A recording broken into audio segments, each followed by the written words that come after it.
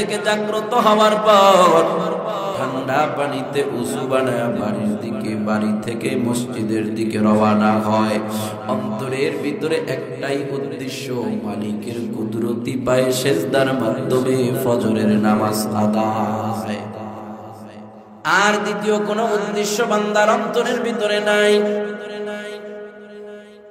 ঘর থেকে উযু বানাইয়া বান্দাটা মালিকের ঘরের দিকে রওনা হয়। হাইওয়ে রাস্তা পার হয়ে রাস্তার অপর পৃষ্ঠে মসজিদ। বান্দাটা যেই মাত্র হাইওয়ে রাস্তা পার হয়ে মসজিদে যেতে লাগছে, ভোর রাত্রে কোথা থেকে এক আগন্তুক গাড়ি আইসা ধাক্কা দিয়া বান্দাটারে দুনিয়া থেকে চির বিদায় করে দেয়। ওই বান্দার মরণের কথা শুনে আপনাদের মনে খারাপ লাগছে না লাগে নাই?